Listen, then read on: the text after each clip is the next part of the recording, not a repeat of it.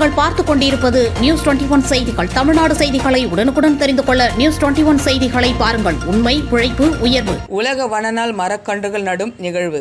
கன்னியாகுமரி மாவட்டத்தில் உலக வனநாளை முன்னிட்டு மரக்கன்றுகள் நடும் நிகழ்வு நடைபெற்றது.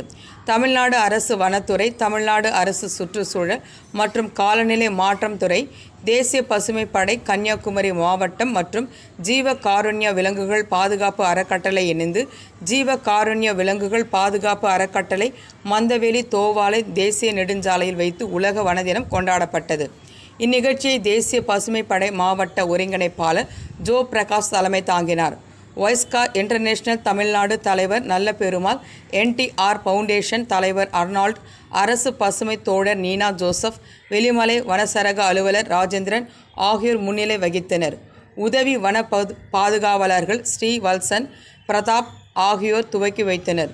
இந்நிகழ்வின் போது உதவி வன பாதுகாவலர்கள் 33 விழுக்காடு காடுகள் இருந்தால்தான் ஒரு நாடு சுபிட்சமாக இருக்க முடியும். உணவும் காடும் உயர்ந்திட காடுகளின் பங்கு அதிகமாக இருக்கிறது.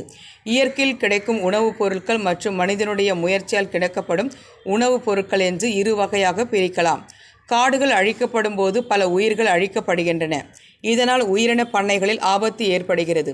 காடுகளை வளர்ப்பதிலும் உருவாக்குவதிலும் மக்களின் பங்கு அதிகமாக இருக்க வேண்டும். இன்னும் அதிகமாக சமூக காடுகள் உருவாக வேண்டும் என்றும் கூறினார். மேலும் சாலையோரங்களில் 100 மரக்கன்றுகள் நடப்பட்டது. கூண்டுகளுடன் கூடிய மரக்கன்றுகளை வனத்துறையினர் வழங்கினர். ஆண்டுதோறும் உலக வனநாளில் உலகமெங்கும் மரங்கள் நடப்படுகின்றன.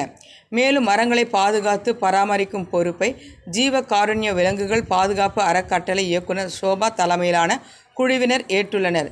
நியூஸ் 21 செய்திகளுக்காக கன்னியாகுமரி மாவட்ட செய்தியாளர் சகாயராஜா.